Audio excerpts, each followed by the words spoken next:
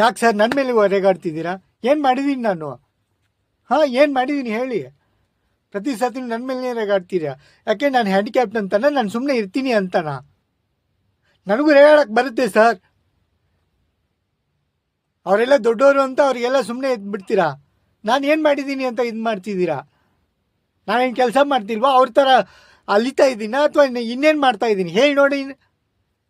ಸುಮ್ಮನೆ ಎಲ್ಲ ನನ್ನ ಮೇಲೇನು ಹಾಕ್ತಾರೆ ಬಂದು ಸುಮ್ಮನೆ ಇರ್ತೀನಿ ಅಂದ ತಕ್ಷಣ ಏನೇನೋ ಮಾಡ್ಬೋದು ಅಂದ್ಕೊಂಡ್ಬಿಟ್ಟಿದ್ದಾರೆ. ಸುಮ್ಮನೆ ಇರೋ ನೀನು. ಹಿಂಗೆ ಮಾಡಿನೇ ಹಿಂಗಾಗಿರೋದು ಈ ಜಗತ್ತು.